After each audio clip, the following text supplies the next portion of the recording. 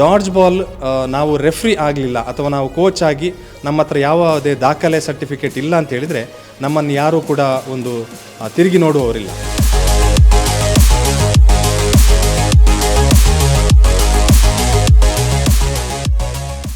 ನಮ್ಮ ದಕ್ಷಿಣ ಕನ್ನಡ ಜಿಲ್ಲೆಯಲ್ಲಿ ಅತ್ಯುತ್ತಮವಾದ ಡಾಡ್ಜ್ ಬಾಲ್ ಪ್ಲೇಯರ್ಸ್ ಇದ್ದಾರೆ ಅಂತ ಹೇಳಲಿಕ್ಕೆ ನಾನು ಹೆಮ್ಮೆ ಪಡ್ತೇನೆ. ಪ್ರತಿ ಜಿಲ್ಲೆ, ಪ್ರತಿ ತಾಲೂಕು, ಪ್ರತಿ ಹಳ್ಳಿಯಲ್ಲಿ ಶಾಲೆಗಳಲ್ಲಿ ಡಾಡ್ಜ್ ಬಾಲ್ ಬೆಳಿಬೇಕು ಅಂತ ಹೇಳುವಂಥದ್ದು ನನ್ನ ಉದ್ದೇಶ. ನಾವೆಲ್ಲರೂ ಕೂಡ ಕ್ರಿಕೆಟು, ಕಬಡ್ಡಿ ಅಂತಿರ್ತೇವೆ. ಕ್ರಿಕೆಟ್ ಆಡೋದಕ್ಕೆ ಎಲ್ಲರೂ ಮುಂದೆ ಬರ್ತಿರ್ತಾರೆ. ಕಬಡ್ಡಿ ಆಡೋದಕ್ಕೂ ಇತ್ತೀಚಿನ ದಿನಗಳಲ್ಲಿ ಭಾಳಷ್ಟು ಜನ ಮುಂದೆ ಬರ್ತಿದ್ದಾರೆ. ವಾಲಿಬಾಲ್ ಇಂಥದ್ರಲ್ಲೆಲ್ಲ ಸ್ವಲ್ಪ ದೊಡ್ಡ ಮಟ್ಟಿನ ಉತ್ಸಾಹ, ಆಸಕ್ತಿಯನ್ನು ತೋರಿಸ್ತಾ ಇದ್ದಾರೆ. ಆದರೆ ಇದರ ಜೊತೆಗೆ ಬಹಳಷ್ಟು ಜನ ಸರ್ಕಾರಿ ಪ್ರೈಮರಿ ಶಾಲೆಯಲ್ಲೋ ಅಥವಾ ಇನ್ನಿತರ ಶಾಲೆಗಳಲ್ಲಿ ಆಡುವಂಥ ಸಂದರ್ಭದಲ್ಲಿ ಒಂದು ಆಟವನ್ನು ಆಡಿರ್ತಾರೆ. ಈಗ ಅದು ಇಂಟರ್ನ್ಯಾಷನಲ್ ಲೆವೆಲಲ್ಲಿ ಸುದ್ದಿ ಆಗ್ತದೆ. ಅದು ಡಾಡ್ಜ್ ಬಾಲ್ ಅಂತ. ಸುತ್ತ ಜನ ಬಿಸಾಕ್ತಾ ಇರ್ತಾರೆ, ನಡುವಿನಲ್ಲಿ ನಾವು ತಪ್ಪಿಸ್ತಾ ಇರ್ತೀವಿ ಅನ್ನುವಂಥ ಒಂದು ಗೇಮ್ ಅದು. ಆ ಗೇಮು ಅದೇ ರೀತಿ ನಾವು ಆಡ್ತಾ ಇರುವಂಥ ರೀತಿಯಲ್ಲಿ ಗೇಮ್ ಇಲ್ಲ. ಅಂತಾರಾಷ್ಟ್ರೀಯ ಮಟ್ಟದಲ್ಲಿ ಬೇರೆಯದ್ದೇ ರೀತಿಯಾದಂಥ ಒಂದು ರೂಲ್ಸ್ ರೆಗ್ಯುಲೇಷನನ್ನು ಹೊಂದಿರುವಂಥ ಗೇಮ್ ಅದು. ಇವತ್ತು ಉಪ್ಪಿನಂಗಡಿಯ ನೆಕ್ಕಿಲಾಡಿಯ ವಿಜೇತ್ ಕುಮಾರ್ ಅವರು ಅಂತಾರಾಷ್ಟ್ರೀಯ ಮಟ್ಟದ ಡಾಡ್ಜ್ ಬಾಲ್ನ ಕೋಚ್ ಮಾತ್ರ ಅಲ್ಲ, ಅಂತಾರಾಷ್ಟ್ರೀಯ ಮಟ್ಟದ ರೆಫ್ರಿಯಾಗಿಯೂ ಕೂಡ ನೇಮಕ ಆಗಿರುವಂಥದ್ದು. ಜೊತೆಗೆ ಅವರು ಎಕ್ಸಾಮನ್ನು ಬರೆದು ಪಾಸಾಗಿ ಇವತ್ತು ಅಂತಾರಾಷ್ಟ್ರೀಯ ಮಟ್ಟದಲ್ಲಿ ಸುದ್ದಿಯನ್ನು ಮಾಡ್ತಾ ಇರುವಂಥ ಅಂತಾರಾಷ್ಟ್ರೀಯ ಮಟ್ಟದ ರೆಫ್ರಿಯಾಗಿ ನಮ್ಮ ಊರಿನವರು ಅನ್ನುವಂಥ ಹೆಮ್ಮೆ ನಮಗೆಲ್ಲರಿಗೂ ಆಗುವಂತೆ ಮಾಡಿದ್ದಾರೆ. ವಿಜೇತ್ ಕುಮಾರ್ ಅವರು ನಮ್ಮ ಜೊತೆಗೆ ಇದ್ದಾರೆ. ವಿಜೇತ್ ಅವರೇ, ಡಾಡ್ಜ್ ಬಾಲ್ ಅಂತಾರಾಷ್ಟ್ರೀಯ ಮಟ್ಟದ ರೆಫ್ರಿ, ನೀವು ದೈಹಿಕ ಶಿಕ್ಷಕರಾಗಿದ್ರಿ ಅನ್ನುವಂಥದ್ದು. ಯಾಕೆ ಡಾಡ್ಜ್ ಬಾಲ್ ಅಥವಾ ಉಳಿದ ಕ್ರೀಡೆಗಳ ಬಗ್ಗೆ ನಿಮಗಿರುವಂಥ ಆಸಕ್ತಿಯನ್ನು ಡಾಡ್ಜ್ ಬಾಲ್ ಅಂತ ಹೇಳುವಂಥದ್ರ ಬಗ್ಗೆ ಇಷ್ಟೆಲ್ಲ ಸಾಧನೆ ಮಾಡ್ಬೋದು ಅಂತ ನಿಮಗೆ ಗೊತ್ತಾದ್ದು ಹೇಗೆ? ಮೊಟ್ಟ ಮೊದಲನೇದಾಗಿ ಡಾಡ್ಜ್ ಬಾಲ್ ಯಾಕೆ ಅಂತ ಹೇಳಿದರೆ, ಈಗ ಕಬಡ್ಡಿ ಇರ್ಬೋದು, ವಾಲಿಬಾಲ್ ಇರ್ಬೋದು, ಅಥವಾ ಬೇರೆ ಇನ್ನಿತರ ಕ್ರಿಕೆಟ್ ಇರ್ಬೋದು, ಇದಾಗಲೇ ಈ ಆಟಗಳೆಲ್ಲ ಬೆಳೆದಾಗಿದೆ. ಇದು ಒಂದು ಹಂತವನ್ನು ಮೀರಿ ನಮ್ಮ ದೇಶದಲ್ಲಿ ಪ್ರಚಲಿತದಲ್ಲಿದೆ. ಆದರೆ ಈ ಹೊಸ ಗೇಮ್ಗಳೇನಿದೆ, ಹೊಸ ಗೇಮ್ಗಳಿಗೆ ನಮ್ಮ ಭಾರತ ದೇಶದಲ್ಲಿ ಅದಕ್ಕಾಗಿ ಬೇಕಾಗಿರುವಂಥ ವ್ಯವಸ್ಥೆಗಳು ನಮ್ಮಲ್ಲಿ ಮುಂದೆ ಇಲ್ಲ. ಯಾಕೆ ಅಂತ ಹೇಳಿದರೆ, ಡಾಡ್ಜ್ ಬಾಲ್ ಅನ್ನುವಂಥದ್ದು ಪ್ರತಿಯೊಂದು ಶಾಲೆಯಲ್ಲಿ ಹೆಚ್ಚಿನ ವಿದ್ಯಾರ್ಥಿಗಳು ಆಡುವಂಥ ಒಂದು ಆಟ. ಡಾಡ್ಜ್ ಬಾಲ್ ಅಂತ ಹೇಳಿದರೆ ಈಗ ಪ್ರಸ್ತುತವಾಗಿ ಒಂದು ಸರ್ಕಲನ್ನು ಮಾಡಿಕೊಂಡು ಒಂದು 10 ವಿದ್ಯಾರ್ಥಿಗಳು ಹೊರಗೆ, 10 ವಿದ್ಯಾರ್ಥಿಗಳು ಒಳಗೆ ನಿಂತುಕೊಂಡು ಬಾಲನ್ನು ಎಸೆದು ಆಡುವಂಥ ಆಟ ಇದು ಡಾಡ್ಜ್ ಬಾಲ್ ಭಾರತದಲ್ಲಿ ಆಗಿದೆ. ಆದರೆ ಸತ್ಯ ಸಂಗತಿ ಏನು ಹೇಳಿದರೆ, ಡಾಡ್ಜ್ ಬಾಲಿಗೆ ಅದರದ್ದೇ ಆದಂಥ ಒಂದು ರೂಪುರೇಷೆಗಳಿವೆ, ಅದರದ್ದೇ ಆದಂಥ ಒಂದು ವ್ಯವಸ್ಥೆ ಇದೆ. ಆ ವ್ಯವಸ್ಥೆಯಲ್ಲಿ 18 ಮೀಟ್ರ್ ಉದ್ದ, 9 ಮೀಟ್ರ್ ಅಗಲದ ಒಂದು ಆ ಕೋರ್ಟ್ ಏನಿದೆ, ಅದರ ಒಳಗೆ ಡಾಡ್ಜ್ ಬಾಲನ್ನು ಆಡ್ತಾರೆ. ಈ ಡಾಡ್ಜ್ ಬಾಲ್ ಶಾಲೆಯಲ್ಲಿ ಆಡುವಂಥದ್ದು ಬರೀ ಒಂದು ಬಾಲಲ್ಲಿ ಆಡ್ತಾರೆ. ಆದರೆ ಆ್ಯಕ್ಚುಲಿ ಡಾಡ್ಜ್ ಬಾಲ್ ಆಡೋದಿದ್ದರೆ ಅದಕ್ಕೆ 6 ಬಾಲ್ಗಳು ಬೇಕಾಗ್ತದೆ. ಆ ಬಾಲಿನ ರೀತಿ ಕೂಡ ಬೇರೆ ಇದೆ, ತುಂಬ ಸ್ಪಾಂಜಿ ಆಗಿರುವಂಥದ್ದು, 7 ಇಂಚು ಡಯಾಮೀಟ್ರ್ ಇರುವಂಥದ್ದು. ಅದೇ ರೀತಿಯ ತುಂಬ ಅದರಲ್ಲಿ ರೂಲ್ಸ್ ಆ್ಯಂಡ್ ರೆಗ್ಯುಲೇಷನ್ಗಳಿದೆ. ಮತ್ತು ಡಾಡ್ಜ್ ಬಾಲ್ ನಾನು ಆಯ್ಕೆ ಮಾಡಿಕೊಂಡದ್ದು ಯಾಕೆ ಅಂತ ಹೇಳಿದರೆ, ಈಗಿನ ಈ ವ್ಯವಸ್ಥೆಯಲ್ಲಿ ನಾವು ಒಂದು ವಿದ್ಯಾರ್ಥಿಯನ್ನು ರಾಜ್ಯ ಮಟ್ಟದಲ್ಲಿ, ರಾಷ್ಟ್ರ ಮಟ್ಟದಲ್ಲಿ ಆಡಿಸಬೇಕು ಅಂತ ಹೇಳಿದರೆ ತುಂಬ ಕಷ್ಟದ ಕೆಲಸ. ಈ ಕಬಡ್ಡಿ ಇರ್ಬೋದು ಅಥವಾ ಕ್ರಿಕೆಟ್ ಇರ್ಬೋದು, ಇದೆಲ್ಲ ಆಗಲೇ ಬೆಳೆದಾಗಿದೆ. ಹೊಸತನವನ್ನು ತರುವ ಮುಖೇನ ವಿದ್ಯಾರ್ಥಿಗಳಿಗೆ ಅವರ ಜೀವನದಲ್ಲಿ ರಾಜ್ಯ ಮಟ್ಟ, ರಾಷ್ಟ್ರ ಮಟ್ಟದ ಒಂದು ಆಟ ಅವರು ಆಡಬೇಕು, ಆ ವ್ಯವಸ್ಥೆಗೆ ಅವರು ತಲುಪಬೇಕು ಅಂತ ಹೇಳೋ ದೃಷ್ಟಿಯಲ್ಲಿ ನಾನು ಡಾಡ್ಜ್ ಬಾಲನ್ನು ಆಯ್ಕೆ ಮಾಡಿಕೊಂಡೆ. ಡಾಡ್ಜ್ ಬಾಲ್ನ ರೆಫ್ರಿ ಆಗುವಂಥದ್ದು ಅಥವಾ ಡಾಡ್ಜ್ ಬಾಲ್ನ ಕೋಚ್ ಆಗುವಂಥದ್ದು ಕಷ್ಟ ಇತ್ತಾ? ಏನೆಲ್ಲ ಮಾಡಿದ್ರಿ ಕೋಚ್ ಆಗಲಿಕ್ಕೆ? ನೀವು ಹೇಗೆ ಎಕ್ಸಾಮ್ಸ್ ಅಂತ ಹೇಳಿದ್ರಿ, ಎಕ್ಸಾಮ್ ಹೇಗಿತ್ತು? ಮೊಟ್ಟ ಮೊದಲನೇದಾಗಿ ದ ಇಂಡಿಯನ್ ಡಾಡ್ಜ್ ಬಾಲ್ ಫೆಡರೇಷನ್ನ ಜನರಲ್ ಸೆಕ್ರೆಟರಿ ಆಗಿರುವಂತಹ ಶ್ರೀಯುತ ನರಸಿಂಹಾರೆಡ್ಡಿ ಅವರು, ಅದೇ ರೀತಿಯಾಗಿ ಕರ್ನಾಟಕ ಡಾಡ್ಜ್ ಬಾಲ್ ಅಸೋಸಿಯೇಷನ್ನ ಜಾಯಿಂಟ್ ಸೆಕ್ರೆಟರಿ ಆಗಿರುವಂಥ ಶ್ರೀಯುತ ರಾಜೇಶ್ ಟಿ ಬಿ ಅವರು, ಇವರು ಇಬ್ಬರು ಮೊಟ್ಟ ಮೊದಲನೇದಾಗಿ ನನ್ನನ್ನು ನೇಮಕ ಮಾಡಿದರು. ಇವರಿಬ್ಬರು ಮಲೇಷ್ಯಾದಲ್ಲಿ ನಡೆದಂಥ ಏಷ್ಯನ್ ಪೆಸಿಫಿಕ್ ಡಾಡ್ಜ್ ಬಾಲ್ ಚಾಂಪಿಯನ್ಶಿಪ್ನಲ್ಲಿ ನನ್ನ ಹೆಸರನ್ನು ಸೂಚಿಸಿ ಭಾರತದ ಪ್ರಪ್ರಥಮ ಇಂಟರ್ನ್ಯಾಷನಲ್ ರೆಫ್ರಿ ಆಗಲಿಕ್ಕೆ ನನಗೆ ಅವಕಾಶವನ್ನು ಮಾಡಿಕೊಟ್ಟರು. ಅದಕ್ಕೆ ನಾನು ಮೊಟ್ಟ ಮೊದಲನೇದಾಗಿ ಅವರಿಗಿಬ್ಬರಿಗೂ ಮಹನೀಯರಿಗೆ ಕೃತಜ್ಞತೆಗಳನ್ನು ಸಲ್ಲಿಸ್ತೇನೆ.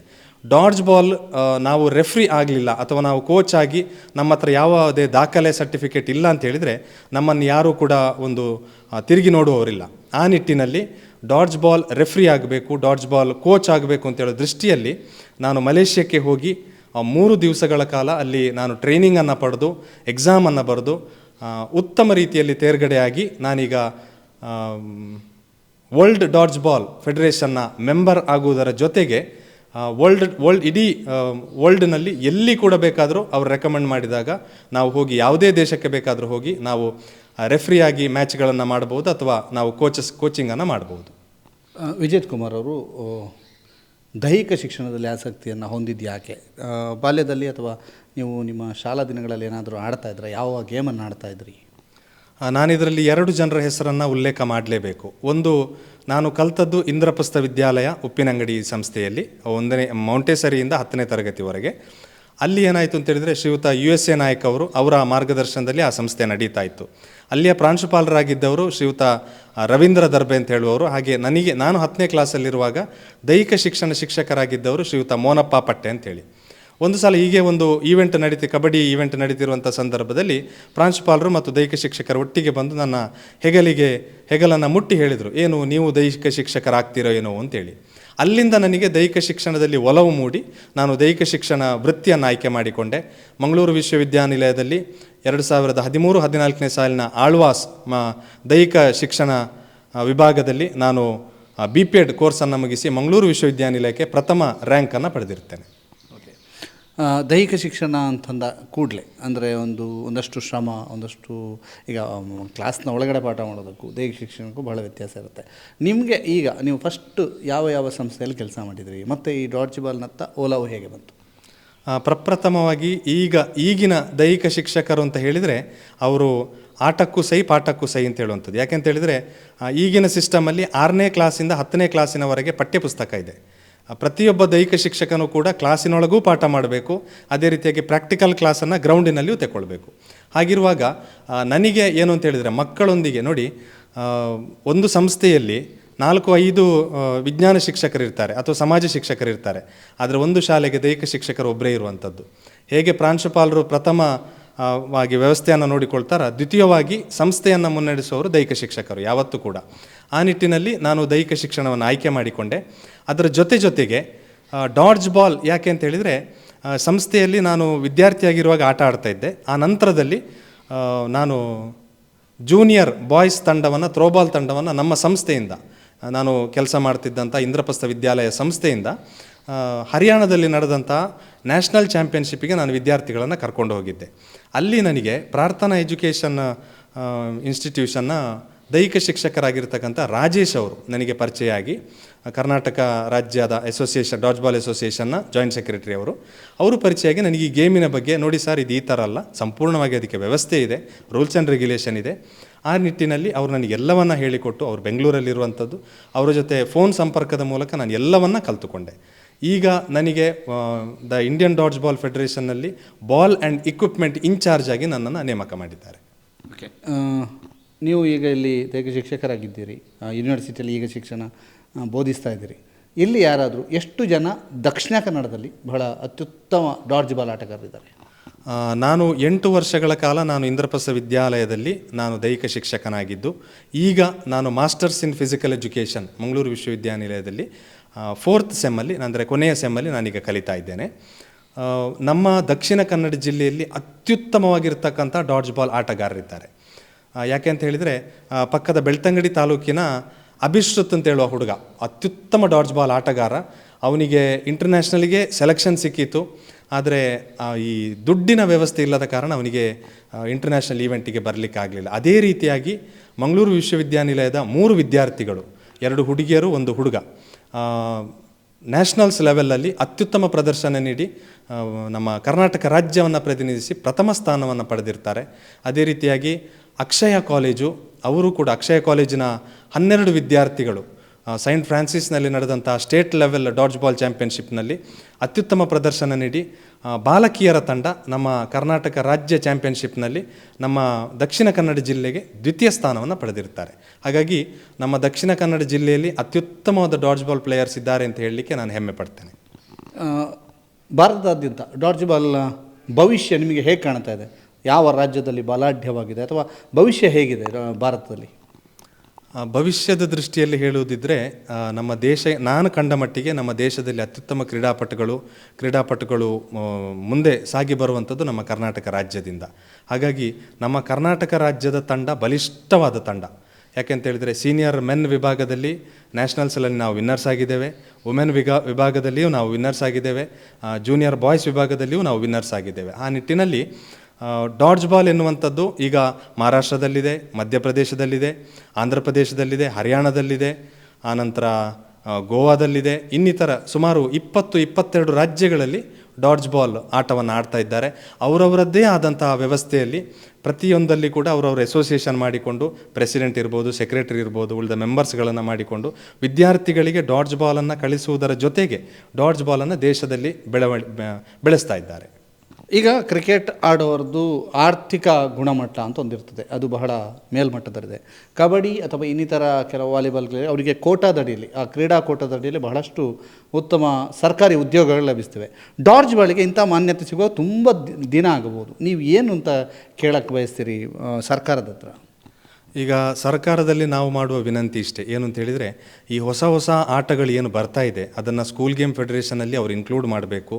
ಒಲಿಂಪಿಕ್ಸಿಗೆ ಸಂಬಂಧಪಟ್ಟಂತೆ ಅದಕ್ಕೆ ಬೇಕಾದಂಥ ಎಲ್ಲ ವ್ಯವಸ್ಥೆಗಳನ್ನು ಮಾಡಿಕೊಳ್ಬೇಕು. ವಿದ್ಯಾರ್ಥಿಗಳಿಗೆ ಒಂದು ಸ್ಕಾಲರ್ಶಿಪ್ಪನ್ನು ಕೊಡುವುದರ ಮುಖೇನ, ಈ ಡಾಡ್ಜ್ ಬಾಲ್ ಆಟ ಆಡುವ ವಿದ್ಯಾರ್ಥಿಗಳಿಗೆ ಸ್ಕಾಲರ್ಶಿಪ್ ಕೊಡುವುದರ ಮುಖೇನ ಈ ಆಟವನ್ನು ಬೆಳೆಸಬೇಕು. ಯಾಕೆಂತೇಳಿದರೆ ಡಾಡ್ಜ್ ಬಾಲ್ ಆಡಲಿಕ್ಕೆ ದೊಡ್ಡ ಕ್ರೀಡಾಂಗಣ ಬೇಕು ಅಂತಿಲ್ಲ, ಅಥವಾ ತುಂಬ ಜನ ವಿದ್ಯಾರ್ಥಿಗಳು ಬೇಕು ಅಂತಿಲ್ಲ. 2 ಜನ ಕೂಡ ಡಾಡ್ಜ್ ಬಾಲ್ ಆಡ್ಬೋದು, ಅಥವಾ 10 ಜನ ಕೂಡ ಡಾಡ್ಜ್ ಬಾಲ್ ಆಡ್ಬೋದು. ಹಾಗಾಗಿ ಡಾಡ್ಜ್ ಬಾಲ್ ಅನ್ನುವಂಥದ್ದು ತುಂಬ ಸರಳತೆಯಿಂದ ಆಡುವಂಥ ಒಂದು ಆಟ. ಆ ನಿಟ್ಟಿನಲ್ಲಿ ನಮ್ಮ ಕರ್ನಾಟಕ ಸರ್ಕಾರ, ಇವತ್ತು ಸಿದ್ದರಾಮಯ್ಯವರ ಸರ್ಕಾರ ಡಾಡ್ಜ್ ಬಾಲಿಗೆ ಒಂದಷ್ಟು ಒತ್ತನ್ನು ಕೊಡಬೇಕು. ಆ ನಿಟ್ಟಿನಲ್ಲಿ ಈ ಆಟ ಶಾಲೆಯಲ್ಲಿ ಆಟ ಆಡುವುದರ ಜೊತೆಗೆ ಇದು ಬೆಳಿಬೇಕು ಅಂತ ಹೇಳಿಕೊಂಡು ನಾನು ಬಯಸ್ತೇನೆ. ಕೋಚ್ ಮತ್ತು ರೆಫ್ರಿ ಆಗಿದ್ದೀರಿ, ಇದು ಆರ್ಥಿಕವಾಗಿ ನಿಮಗೆ ಕೈ ಹಿಡಿಯುತ್ತಾ ಅಥವಾ ಕೈಯಿಂದಲೇ ಕೊಡಬೇಕಾದಂಥ ಅನಿವಾರ್ಯತೆ ಇದೆಯಾ ಈಗ? ನೋಡಿ, ನೀವು ಒಳ್ಳೆ ಪ್ರಶ್ನೆಯನ್ನೇ ಕೇಳಿದ್ದೀರಿ. ಯಾಕೆಂತ ಹೇಳಿದರೆ ಕ್ರೀಡೆ ಅಂತ ಹೇಳಿದರೆ ಹಣದ ಲೆಕ್ಕಾಚಾರವೇ ಇಲ್ಲ ಅಲ್ಲಿ. ಯಾಕೆಂತ ಹೇಳಿದರೆ ಕ್ರೀಡೆ ಅಂತ ಹೇಳಿದರೆ ನಾವು ಆಟ ಆಡಬೇಕು, ಗೆಲ್ಲಬೇಕು ಅಷ್ಟೇ. ಹಾಗಾಗಿ ಹಣ ಬರ್ತದೆ ಹೋಗ್ತದೆ. ಹಣದ ವಿಷಯವನ್ನು ನಾವು ನೋಡ್ತಾ ಹೋದರೆ ನಮಗೆ ಕ್ರೀಡೆಯಲ್ಲಿ ಬೆಳೀಲಿಕ್ಕೆ ಸಾಧ್ಯ ಇಲ್ಲ. ಈಗ ನನಗೆ ತುಂಬ ದಾನಿಗಳು ನನಗೆ ಸಹಾಯವನ್ನು ಮಾಡಿದ್ದಾರೆ. ನಮ್ಮ ದಕ್ಷಿಣ ಕನ್ನಡ ಜಿಲ್ಲಾ ಡಾಡ್ಜ್ ಬಾಲ್ ಅಸೋಸಿಯೇಷನ್ನ ಅಧ್ಯಕ್ಷರಾಗಿರುವಂಥ ವಿದ್ಯಾಧರ್ ಜೈನ್ ಅವರು ನನಗೆ ಡಾಡ್ಜ್ ಬಾಲಲ್ಲಿ ನಾನು ಮಲೇಷ್ಯಾಕ್ಕೆ ಹೋಗಲಿಕ್ಕೆ ನನಗೆ ಸಹಾಯ ಮಾಡಿದ್ದಾರೆ. ಅದಲ್ಲದೆ ನನ್ನ ಆತ್ಮೀಯ ಸ್ನೇಹಿತರುಗಳು ನನಗೆ ಸಹಾಯ ಮಾಡಿದ್ದಾರೆ. ನಾನು ಯಾಕೆ ಇದನ್ನು ಹೇಳ್ತೇನೆ ಅಂತ ಹೇಳಿದರೆ, ಇಂಟರ್ನ್ಯಾಷನಲ್ ಈವೆಂಟಿಗೆ ಒಬ್ಬರು ಹೋಗ್ತಾರೆ ಅಂತ ಹೇಳಿ ಆದರೆ ಹಣದ ಲೆಕ್ಕಾಚಾರ ಬರುವುದೇ ಇಲ್ಲ. ನಾನು ಕೇಳದೇ ಕೊಟ್ಟವರು ತುಂಬ ಜನ ಇದ್ದಾರೆ. ಹಾಗಾಗಿ ಇನ್ನೂ ಕೂಡ ಕೆಲವರು ಫೋನ್ ಮಾಡಿಕೊಂಡು ಸುದ್ದಿ ಪೇಪರ್ನಲ್ಲಿ ಫ್ರಂಟ್ ಪೇಜಲ್ಲಿ ಕವರಿಂಗ್ ಬಂದಿದೆ, ಈ ಥರ ವರ್ಲ್ಡ್ ಡಾಡ್ಜ್ ಬಾಲ್ನಲ್ಲಿ ರೆಫ್ರಿಯಾಗಿ ಆಯ್ಕೆಯಾಗಿದ್ದೀರಿ, ಅದನ್ನು ನೋಡಿ ತುಂಬ ಜನ ನನಗೆ ನನ್ನ ಆತ್ಮೀಯರುಗಳು ಫೋನ್ ಮಾಡ್ತಾ ಇದ್ದಾರೆ. ಹಣದ ವ್ಯವಸ್ಥೆ ಹೇಗೆ ಮಾಡಿಕೊಂಡ್ರಿ, ನಮ್ಮಿಂದ ಏನಾದರೂ ಬೇಕಾ, ನೆಕ್ಸ್ಟ್ ನೀವು ನ್ಯಾಷನಲ್ಸ್ ಈವೆಂಟ್ ಏನಾದರೂ ಮಾಡೋದಿದ್ದರೆ ಹೇಳಿ, ನಾವು ಸ್ವಲ್ಪ ಹಣದ ಸಹಾಯವನ್ನು ಮಾಡ್ತೇವೆ ಅಂತ ಹೇಳುವಂಥ. ಆ ನಿಟ್ಟಿನಲ್ಲಿ ಹಣದ ಲೆಕ್ಕಾಚಾರವನ್ನು ಹೊರತುಪಡಿಸಿ ಈಗ ನನ್ನ ಉದ್ದೇಶ ಬರೀ ಆಟವನ್ನು, ಒಂದು ಡಾಡ್ಜ್ ಬಾಲ್ ಗೇಮನ್ನು ಇಡೀ ದೇಶದಾದ್ಯಂತ, ನಮ್ಮ ಕರ್ನಾಟಕ ರಾಜ್ಯದಾದ್ಯಂತ ಪ್ರತಿ ಜಿಲ್ಲೆ, ಪ್ರತಿ ತಾಲೂಕು, ಪ್ರತಿ ಹಳ್ಳಿಯಲ್ಲಿ ಶಾಲೆಗಳಲ್ಲಿ ಡಾಡ್ಜ್ ಬಾಲ್ ಬೆಳಿಬೇಕು ಅಂತ ಹೇಳುವಂಥದ್ದು ನನ್ನ ಉದ್ದೇಶ. ದೈಹಿಕ ಶಿಕ್ಷಕನಾದರೆ ಬೆಳಿಗ್ಗೆ ಹೋಗಿ ಸಂಜೆ ಮನೆಗೆ ಬರ್ತೀರಿ. ಈ ಡಾಡ್ಜ್ ಬಾಲು ಇಂಥದ್ದು ಜವಾಬ್ದಾರಿಗಳನ್ನು ಹೊತ್ತುಕೊಂಡಾಗ ನೀವು ಸಂಪೂರ್ಣವಾಗಿ ಟೈಮು ಈ ಗೇಮಿಗೆ ಕೊಡಬೇಕಾಗತ್ತೆ. ಮನೆಯವರ ಪ್ರೋತ್ಸಾಹ, ಮನೆಯಲ್ಲಿ ಏನು ಹೇಳ್ತಾರೆ ಅಂತ? ನೋಡಿ, ಮನೆಯಲ್ಲಿ ತಂದೆ ತಾಯಿ, ಅಣ್ಣ ಅತ್ತಿಗೆ, ಅಣ್ಣನ ಮಗಳು ಇಷ್ಟೇ ಇರುವಂಥದ್ದು, ಜೊತೆಗೆ ನನಗೆ ಹೇಗೆ ಅಂತ ಹೇಳಿದರೆ, ನನ್ನ ತಂದೆ ಇರ್ಬೋದು, ನನ್ನ ಅಣ್ಣ ಇರ್ಬೋದು, ಅವರು ಹೇಳೋದು ಒಂದೇ ಮಾತು, ಏನಾದರೂ ಸಾಧಿಸಬೇಕು ಜೀವನದಲ್ಲಿ, ಏನಾದರೂ ಸಾಧಿಸು. ಆ ನಿಟ್ಟಿನಲ್ಲಿ ಯಾವತ್ತೂ ಕೂಡ ನಾನು ಈಗೀಗ ಒಂದು ರಾಜ್ಯ ಮಟ್ಟಕ್ಕೆ ಹೋಗ್ತಾ ಇದ್ದೇನೆ ಅಂತೇಳಿ ನನಗೆ ಲಗೇಜ್ ಪ್ಯಾಕ್ ಮಾಡಿ ರೆಡಿ ಇಟ್ಟಿರ್ತಾರೆ. ಸೊ ಆ ನಿಟ್ಟಿನಲ್ಲಿ ನನ್ನ ಮನೆಯವರ ಪ್ರೋತ್ಸಾಹ ಅಂತೂ ನನಗೆ ತುಂಬಾ ಇದೆ. ಯಾಕಂದರೆ ರಾತ್ರಿ 2-3 ಗಂಟೆಗೆ ನಾನು ಕೆಲವೊಮ್ಮೆ ಮ್ಯಾಚ್ ಮುಗಿಸಿ ಬರ್ತೇನೆ, ಅಥವಾ ಬೆಳಿಗ್ಗೆ ಬೇಗ 4-5 ಗಂಟೆಗೆ ಹೊರಡಲಿಕ್ಕೆ ಇರ್ತದೆ. ನನಗೆಲ್ಲ ರೀತಿಯಲ್ಲಿ ಬೆಳಿಗ್ಗೆ ಹೊರಡುವಾಗಲೇ ನನಗೆ ತಿಂಡಿ ರೆಡಿ ಮಾಡಿಡುವುದರ ಜೊತೆಗೆ ಕಟ್ಟಿ ಕೂಡ ಕೊಡ್ತಾರೆ. ಆ ನಿಟ್ಟಿನಲ್ಲಿ ಮನೆಯವರ ಪ್ರೋತ್ಸಾಹ ಅಥವಾ ನನ್ನ ಸ್ನೇಹಿತರ ಪ್ರೋತ್ಸಾಹ ನನಗೆ ತುಂಬಾ ಇದೆ. ಆ ನಿಟ್ಟಿನಲ್ಲಿ ನಾನು ಇಷ್ಟು ಬೆಳೀಲಿಕ್ಕೆ ಕಾರಣವಾಯಿತು ಅಂತ ಹೇಳ್ತೇನೆ. ಡಾಡ್ಜ್ ಬಾಲ್ನ ಬಗ್ಗೆ ಆಸಕ್ತಿ ಇರುವಂಥವ್ರು, ಈ ವೀಕ್ಷಕರು ತುಂಬ ಜನ ಇರ್ಬೋದು, ನಮ್ಮ ನೋಡ್ತಾ ಇರ್ಬೋದು, ಅವ್ರಿಗೆ ಏನು ಹೇಳಕ್ಕೆ ಬಿಡ್ತೀರಿ? ಅವರಿಗೆ ಟ್ರೈನಿಂಗ್ ಎಲ್ಲಿ ಸಿಗುತ್ತೆ, ಹೇಗೆ ಸಿಗುತ್ತೆ? ಬೇರೆ ಬೇರೆ ಚಿಕ್ಕ ಪ್ರೈಮರಿ ಸ್ಕೂಲಲ್ಲಿರ್ಬೋದು ಅಥವಾ ಹೈಸ್ಕೂಲ್ನಲ್ಲಿ ಇರ್ತಾರೆ, ಅವರಿಗೆ ಯಾವ ರೀತಿಯಾಗಿ ನೀವು ಸಪೋರ್ಟ್ ಮಾಡ್ತೀರಿ? ಈಗ ನನಗೆ ತಿಳಿದ ಮಟ್ಟಿಗೆ ಪ್ರತಿ ಶಾಲೆಯಲ್ಲಿ ಕೂಡ ಡಾಡ್ಜ್ ಬಾಲ್ ಆಟವನ್ನು ಆಡ್ತಾರೆ. ಆದರೆ ಆಡುವ ರೀತಿ ಬೇರೆ ಅಷ್ಟೇ. ಹೆಸರು ಡಾಡ್ಜ್ ಬಾಲ್ ಅಂತ ಹೇಳುವಂಥದ್ದೇ. ಸೊ ಆ ನಿಟ್ಟಿನಲ್ಲಿ ಡಾಡ್ಜ್ ಬಾಲಿಗೆ ಅದರದ್ದೇ ಆದ ರೂಲ್ಸ್ ಆ್ಯಂಡ್ ರೆಗ್ಯುಲೇಷನ್ಸ್ ಇದೆ. ಸದ್ಯದಲ್ಲೇ ಶ್ರೀಯುತ ನರಸಿಂಹಾರೆಡ್ಡಿ ಅವರು, ಜನರಲ್ ಸೆಕ್ರೆಟರಿ ಅವರು, ಹಾಗೆ ರಾಜೇಶ್ ಅವರು ಇದಕ್ಕೆ ಬೇಕಾದಂಥ ಎಲ್ಲ ವ್ಯವಸ್ಥೆಗಳನ್ನು, ಅಂದರೆ ಪ್ರತಿಯೊಂದು ಜಿಲ್ಲೆಯಲ್ಲಿ, ಪ್ರತಿಯೊಂದು ರಾಜ್ಯದಲ್ಲಿ ಒಂದೊಂದು ಕಾರ್ಯಾಗಾರವನ್ನು ಮಾಡಿ ದೈಹಿಕ ಶಿಕ್ಷಕರಿಗೆ ಈ ಆಟದ ಬಗ್ಗೆ ಎಲ್ಲ ವಿಸ್ತಾರವಾಗಿ ಇದರ ರೂಲ್ಸ್ ಆ್ಯಂಡ್ ರೆಗ್ಯುಲೇಷನ್ ಇರ್ಬೋದು, ಸ್ಕಿಲ್ಸ್ ಇರ್ಬೋದು, ಇದೆಲ್ಲವನ್ನು ಹೇಳಿಕೊಡುವುದರ ಜೊತೆಗೆ ಈ ಆಟವನ್ನು ಪ್ರತಿಯೊಂದು ಶಾಲೆಯಲ್ಲಿ ಬೆಳೆಸಿ, ಅದೇ ರೀತಿಯಾಗಿ ನಾವೀಗಾಗಲೇ ಸ್ಕೂಲ್ ಗೇಮ್ ಫೆಡರೇಷನ್ ಆಫ್ ಇಂಡಿಯಾಕ್ಕೆ ನಾವು ಮನವಿಯನ್ನು ಸದ್ಯದಲ್ಲೇ ಸಲ್ಲಿಸಲಿಕ್ಕಿದ್ದೇವೆ. ಡಾಡ್ಜ್ ಬಾಲ್ ಪ್ರತಿಯೊಂದು, ಅಂದರೆ ಶಾಲೆಯಲ್ಲಿ ಆಡುವುದರ ಜೊತೆಗೆ ಈಗ ವಲಯ ಮಟ್ಟದಲ್ಲಿ, ತಾಲೂಕು, ಜಿಲ್ಲೆ, ರಾಜ್ಯ, ರಾಷ್ಟ್ರ ಮಟ್ಟದಲ್ಲಿ ಕೂಡ ಡಾಡ್ಜ್ ಬಾಲ್ ಆ ಕ್ರೀಡೆಯನ್ನು ಬೆಳೆಸಬೇಕು ಅಂತ ಹೇಳೋ ನಿಟ್ಟಿನಲ್ಲಿ ಒಂದು ಮನವಿಯನ್ನು ನಾವು ಕೊಡಲಿಕ್ಕಿದ್ದೇವೆ. ಇದೀಗ ಗೆಳೆಯರ ಪ್ರೋತ್ಸಾಹ ಅಂತೆಲ್ಲ ಹೇಳಿದ್ರಿ, ನಿಮ್ಮ ಮುಂದಿನ ಒಂದು ಭವಿಷ್ಯ ಹೇಗೆ ಕಾಣ್ತಾ ಇದ್ದೀರಿ? ಅಂದರೆ ನಿಮ್ಮದು ಡಾಡ್ಜ್ ಬಾಲ್. ನೋಡಿ, ಈಗಾಗಲೇ ನಾನು ವರ್ಲ್ಡ್ ಡಾಡ್ಜ್ ಬಾಲ್ನಲ್ಲಿ ಒಬ್ಬ ಮೆಂಬರ್ ಆಗಿದ್ದುಕೊಂಡು, ರೆಫ್ರಿ ಆಗಿದ್ದುಕೊಂಡು, ಕೋಚ್ ಆಗಿ ಈಗಾಗಲೇ ಅತ್ಯುತ್ತಮ ಸ್ಥಾನವನ್ನು ನಾನು ಏರಿದ್ದೇನೆ. ಲೆವೆಲ್ 1 ಕೋರ್ಸನ್ನು ಮುಗಿಸಿದ್ದೇನೆ. ಇನ್ನು 2 ವರ್ಷಗಳ ಕಾಲ ಇದಕ್ಕೆ ಈ ಲೆವೆಲ್ 1 ಕೋರ್ಸಿಗೆ ಆದ್ಯತೆ ಇರ್ತದೆ. ಆ ನಂತರ 2 ವರ್ಷ ಆದ ಕೂಡಲೇ ವರ್ಲ್ಡ್ ಡಾಡ್ಜ್ ಬಾಲ್ ಫೆಡರೇಷನಿಂದ ಲೆವೆಲ್ 2 ಕೋರ್ಸ್ ನಡೀತದೆ. ಅದಕ್ಕೆ ನಮಗೆ ಅವರು ಪರ್ಸ್ನಲ್ ಆಗಿ ನಮಗೆ ಲೆಟ್ರನ್ನು ಕಳಿಸಿ ಲೆವೆಲ್ 2 ಅಂದರೆ ಲೆವೆಲ್ 1 ಕೋರ್ಸ್ ಇರುವಂಥದ್ದು ಪ್ರಾಥಮಿಕ ಮತ್ತು ಪ್ರೌಢ ವಿದ್ಯಾರ್ಥಿಗಳಿಗೆ ಅವರಿಗೆ ಯಾವ ರೀತಿ ಡಾಡ್ಜ್ ಬಾಲ್ ಕೋಚಿಂಗ್ ಮಾಡಬೇಕು, ಯಾವ ರೀತಿ ಹೇಳಿಕೊಡಬೇಕು ಅಂತ ಹೇಳುವಂಥದ್ದು. ರೆಫ್ರಿಗೆ ಸಂಬಂಧಪಟ್ಟಂತೆ ಇಡೀ ವರ್ಲ್ಡಿಗೆ ಸಂಬಂಧಪಟ್ಟದ್ದು. ಬಟ್ ಲೆವೆಲ್ 1 ಕೋರ್ಸು ಕೋಚಿಂಗ್ ಮಾಡಲಿಕ್ಕೆ ಇರುವಂಥದ್ದು ಪ್ರಾಥಮಿಕ ಮತ್ತು ಪ್ರೌಢ ವಿಭಾಗಕ್ಕೆ. ಲೆವೆಲ್ 2 ಕೋರ್ಸ್ ಇರುವಂಥದ್ದು ಪದವಿ ಪೂರ್ವ ಮತ್ತು ಪ್ರಥಮ ಡಿಗ್ರಿ ಕಾಲೇಜಿನ ವಿದ್ಯಾರ್ಥಿಗಳಿಗೆ. ಹಾಗೆ ಲೆವೆಲ್ 3 ಕೋರ್ಸ್ ಇರುವಂಥದ್ದು that is senior men and senior women ಸೆಕ್ಷನ್ನಲ್ಲಿ. ಸೊ ಆ ನಿಟ್ಟಿನಲ್ಲಿ ಇನ್ನು 2 ವರ್ಷಗಳ ಕಾಲ ನಾನು ಲೆವೆಲ್ 1 ರೆಫ್ರಿ ಆಗಿರ್ತೇನೆ. 2 ವರ್ಷ ಆದ ನಂತರ ಲೆವೆಲ್ 2 ರೆಫ್ರಿ ಆಗಿರ್ತೇನೆ ನಾನು. ಡಾಡ್ಜ್ ಬಾಲ್ನಲ್ಲಿ ವಿಶ್ವದಲ್ಲಿ ಗರಿಷ್ಠ ಮಟ್ಟದ ಟೂರ್ನಮೆಂಟ್ ಅಂದರೆ ಯಾವುದು? ಎಷ್ಟು ವರ್ಷಗಳಿಗೊಮ್ಮೆ ಆಗುತ್ತೆ? ನನಗೆ ತಿಳಿದ ಮಟ್ಟಿಗೆ ಡಾಡ್ಜ್ ಬಾಲ್ನಲ್ಲಿ ವರ್ಲ್ಡ್ ಕಪ್ ನಡೀತದೆ. World cup, dodge ball world cup ಅಂತ ಇದೆ, ಡಾಡ್ಜ್ ಬಾಲ್ ವರ್ಲ್ಡ್ ಚಾಂಪಿಯನ್ಶಿಪ್ ಅಂತ ಇದೆ, ಆನಂತರ Asian Pacific dodge ball championship ಅಂತ ಇದೆ, ಅದಲ್ಲದೆ ಮಲೇಷಿಯನ್ ಚಾಂಪಿಯನ್ಶಿಪ್ ಇದೆ, ಆಸ್ಟ್ರೇಲಿಯನ್ ಚಾಂಪಿಯನ್ಶಿಪ್ ಇದೆ, ಆನಂತರ ಕೆನಡಾ ಚಾಂಪಿಯನ್ಶಿಪ್ ಅಂತ ಇದೆ. ಇದೆಲ್ಲವೂ ಕೂಡ ಡಾಡ್ಜ್ ಬಾಲ್ ಬೆಳೀಬೇಕು ಅಂತ ಹೇಳೋ ದೃಷ್ಟಿಯಲ್ಲಿ ಅವರು ಏನು ಮಾಡ್ತಾ ಇದ್ದಾರೆ ಹೇಳಿದರೆ, ಪ್ರತಿಯೊಂದು ದೇಶಕ್ಕೆ ಅವರು ಡಾಡ್ಜ್ ಬಾಲ್ನ ಬಗ್ಗೆ ಅವರು ಮಾಹಿತಿಯನ್ನು ಕೊಡ್ತಾರೆ. ಯಾರಾದರೂ ರೆಪ್ರೆಸೆಂಟೇಟಿವ್ ಡಾಡ್ಜ್ ಬಾಲ್ನ ಬಗ್ಗೆ ಮಾಹಿತಿ ತಿಳ್ಕೊಳ್ಬೇಕು ಅಂತ ಹೇಳಿದ್ರೆ ಅದಕ್ಕೆ ಬೇಕಾದ ವ್ಯವಸ್ಥೆಯನ್ನು ಅವರು ಮಾಡ್ತಾರೆ. ಅದೇ ನಿಟ್ಟಿನಲ್ಲಿ ಅವರು ಚಾಂಪಿಯನ್ಶಿಪ್ಗಳನ್ನು ಕಂಡಕ್ಟ್ ಮಾಡ್ತಾರೆ. ಕ್ಲಬ್ಬಿನ ಮುಖಾಂತರ ನಾವು ಹೋಗಿ ಅಲ್ಲಿ ಆಟವನ್ನು ಆಡ್ಬೋದು, ಅದರ ಬಗ್ಗೆ ಮಾಹಿತಿಯನ್ನು ತಿಳ್ಕೊಳ್ಬೋದು. ಇಂಡಿಯನ್ ಚಾಂಪಿಯನ್ಶಿಪ್ಪನ್ನು ನಿರೀಕ್ಷಿಸ್ಬೋದಾ? ಖಂಡಿತವಾಗಿಯೂ ಕೂಡ ನಾವು ಅದರ ಜೊತೆಗೆ ಈಗ ಏನು Asian Pacific dodge ball championship ಮುಗಿಸಿದ್ದೇವೆ, ಶ್ರೀಯುತ ನರಸಿಂಹರೆಡ್ಡಿ ಅವರು ಈಗಾಗಲೇ ಒಂದು ಪ್ಲ್ಯಾನನ್ನು ಮಾಡಿದ್ದಾರೆ. ಅವರ ಜೊತೆಗೆ ಚಂದ್ರಶೇಖರ್ ಅಂತ ಹೇಳುವವರು ನಮ್ಮ ಡಾಡ್ಜ್ ಬಾಲ್ನ CEO ಆಗಿದ್ದಾರೆ. ಅವರು ಈಗಾಗಲೇ ಒಂದು ಪ್ಲ್ಯಾನನ್ನು ಮಾಡಿಕೊಂಡು ಭಾರತ ದೇಶದಲ್ಲಿ ಕನಿಷ್ಠವಾಗಿ ಒಂದು 10 ದೇಶವನ್ನು ಕರೆದು ಒಂದು ಇಂಟರ್ನ್ಯಾಷನಲ್ ಡಾಡ್ಜ್ ಬಾಲ್ ಚಾಂಪಿಯನ್ಶಿಪ್ಪನ್ನು ಮಾಡುವಂಥ ಎಲ್ಲ ವ್ಯವಸ್ಥೆಗಳು ಸದ್ಯದಲ್ಲೇ ನಾವು ಮಾಡಲಿಕ್ಕಿದ್ದೇವೆ. ಆ ನಿಟ್ಟಿನಲ್ಲಿ ಕರ್ನಾಟಕ ಸರ್ಕಾರ ನಮಗೆ ಇದರೊಂದಿಗೆ ಕೈ ಜೋಡಿಸಬೇಕು, ನಮಗೆ ಸಹಾಯ ಹಸ್ತವನ್ನು ನೀಡಬೇಕು ಅಂತ ನಾನು ಕೇಳಿಕೊಳ್ತೇನೆ. ಓಕೆ, ನಮ್ಮ ಜೊತೆಗೆ ಇಷ್ಟು ಹೊತ್ತು ಮಾತಾಡೋದಕ್ಕೆ ನಿಮಗೆ ಧನ್ಯವಾದ. ಕಡೆದಾಗಿ ವೀಕ್ಷಕರಿಗೆ, ನಿಮ್ಮ ಸ್ನೇಹಿತರಿಗೆ ಮತ್ತು ಡಾಡ್ಜ್ ಬಾಲ್ ಪ್ರೇಮಿಗಳಿಗೆ ಡಾಡ್ಜ್ ಬಾಲ್ ಆಡಬೇಕು ಅಂತ ಹೇಳುವಂಥ ಮನಸ್ಸಿರುವವರಿಗೆ ಏನು ಹೇಳಕ್ಕೆ ಇಚ್ಛಪಡ್ತೀರಿ? ಖಂಡಿತವಾಗಿಯೂ ಡಾಡ್ಜ್ ಬಾಲನ್ನು ತುಂಬ ಸುಲಭವಾದ ಆಟ ಇದು, ತುಂಬ ಸುಲಭವಾಗಿದೆ. ಡಾಡ್ಜ್ ಬಾಲನ್ನು ಪ್ರತಿಯೊಬ್ಬರು ಆಡ್ಬೋದು. ಸಣ್ಣ ಸಣ್ಣ ವಿದ್ಯಾರ್ಥಿಗಳು ಡಾಡ್ಜ್ ಬಾಲನ್ನು ಆಡ್ತಾರೆ. ಎಲ್ಲ ಶಾಲೆಗಳಲ್ಲಿಯೂ ಡಾಡ್ಜ್ ಬಾಲ್ ಇದೆ. ಆ ನಿಟ್ಟಿನಲ್ಲಿ ಡಾಡ್ಜ್ ಬಾಲನ್ನು ಆಡುವುದರ ಜೊತೆಗೆ ಕಾಂಪಿಟೇಷನ್ಗಳಲ್ಲಿ ಭಾಗವಹಿಸಿ ಡಾಡ್ಜ್ ಬಾಲನ್ನು ಬೆಳೆಸಿ. ಯಾಕೆಂತೇಳಿದರೆ ನಿಮಗೆ ಬೇಕಾಗಿರುವಂಥ ಎಲ್ಲ ಮಾಹಿತಿಯನ್ನು ಕೊಡಲಿಕ್ಕೆ the Indian dodge ball federation, Karnataka state dodge ball association, Dakshina Kannada district dodge ball association ಖಂಡಿತವಾಗಿಯೂ ಯಾವತ್ತೂ ತೆರೆದ ಮನದಿಂದ ನಿಮಗೆ ಸಹಾಯ ಮಾಡಲಿಕ್ಕೆ ಬೇಕಾದಂಥ ವಿಷಯಗಳನ್ನು, ಆಟದ ಬಗ್ಗೆ ತಿಳಿಸ್ಕೊಡಲಿಕ್ಕೆ ನಾವು ತಯಾರಿದ್ದೇವೆ. ಸದಾ ಡಾಡ್ಜ್ ಬಾಲ್ ಅಥವಾ ಸದಾ ಈ ಅಸೋಸಿಯೇಷನ್ಗಳು ನಿಮ್ಮೊಂದಿಗೆ ಇರ್ತದೆ. ಡಾಡ್ಜ್ ಬಾಲನ್ನು ಬೆಳೆಸಿ, ಆಟ ಆಡಿ, ಗೆಲ್ಲಿಸಿ. ಇದು ವಿಜೇತ್ ಕುಮಾರ್ ಅವರ ಮಾತು. ವಿಜೇತ್ ಕುಮಾರ್ ಅವರು ಹೇಳಿದರು, ಡಾಡ್ಜ್ ಬಾಲ್ಗೆ ಯಾರು ಬೇಕಾದರೂ ಬರ್ಬೋದು, ನಿಮಗೆ ಸಹಕಾರ ಮಾಡೋದಕ್ಕೆ ಎಲ್ಲರೂ ಕೂಡ ರೆಡಿ ಆಗಿದ್ದೇವೆ ಅನ್ನುವಂಥದ್ದು. ನಿಮಗೂ ಕೂಡ ಆಸಕ್ತಿ ಇದರಲ್ಲಿ ಸೇರ್ಕೊಳ್ಳಿ. ಡಾಡ್ಜ್ ಬಾಲ್ನಲ್ಲಿ ಈಗ ಅಂತಾರಾಷ್ಟ್ರೀಯ ರೆಫ್ರಿಯನ್ನು ನಾವು ನೋಡ್ತಾ ಇದ್ದೀವಿ, ಅಂತಾರಾಷ್ಟ್ರೀಯ ಮಟ್ಟದ ಕೋಚನ್ನು ನಾವು ನೋಡ್ತಾ ಇದ್ದೀವಿ. ಮುಂದಿನ ದಿನಗಳಲ್ಲಿ ಭಾರತದ ಅತ್ಯುತ್ತಮ ಅಂತಾರಾಷ್ಟ್ರೀಯ ಆಟಗಾರ್ತಿ ಅವರು ದಕ್ಷಿಣ ಕನ್ನಡದವರು ಅನ್ನುವಂಥ ಖುಷಿಯಲ್ಲಿ ನಾವು ಸಂದರ್ಶನ ಮಾಡುವಂತಾಗಲಿ ಅನ್ನುವಂಥ ಆಶಯ ನಮ್ಮದು. ಗೌತಮ್ ಶೆಟ್ಟಿ, ಉಮೇಶ್ ಮಿತ್ತಡ್ಕ ಮತ್ತು ಧನುಷ್ ಜೊತೆಗೆ ದಾಮೋದರ್ ದೊಂಡೋಲೆ, ಸುದ್ದಿ ನ್ಯೂಸ್, ಉಪ್ಪಿನಂಗಡಿ.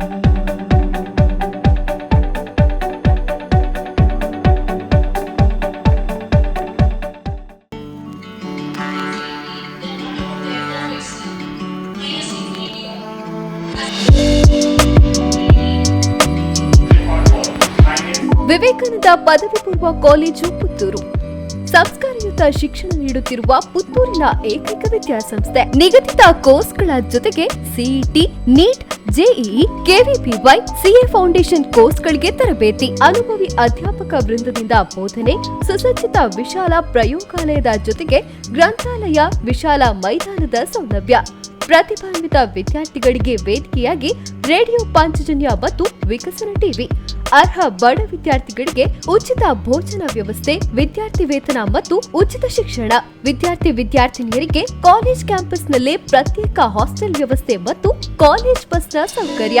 ನಮ್ಮಲ್ಲಿ ಲಭ್ಯವಿರುವ ಕೋರ್ಸ್ಗಳು: ವಿಜ್ಞಾನ ವಿಭಾಗ, ಪಿಸಿಎಂಬಿ, ಪಿಸಿಎಂಸಿ, ಪಿಸಿಎಂಎಸ್ ಮತ್ತು ಪಿಸಿಎಂಇ, ವಾಣಿಜ್ಯ ವಿಭಾಗ, ಎಸ್ಇಬಿಎ, ಎಸ್ಸಿಬಿಎ ಮತ್ತು ಇಸಿಬಿಎ, ಕಲಾ ವಿಭಾಗ, ಎಚ್ಇಪಿಎಸ್, ಭಾಷೆಗಳು ಇಂಗ್ಲಿಷ್, ಕನ್ನಡ, ಹಿಂದಿ ಮತ್ತು ಸಂಸ್ಕೃತ. ಸಂಪರ್ಕಿಸಿ ವಿವೇಕಾನಂದ ಪದವಿ ಪೂರ್ವ ಕಾಲೇಜು, ನೆಹರು ನಗರ, ಪುತ್ತೂರು. ದೂರವಾಣಿ 9484599330 ಅಥವಾ 9483146330. Email ss016puc@gmail.com. Website www.vcpuc.vivekanandaedu.org.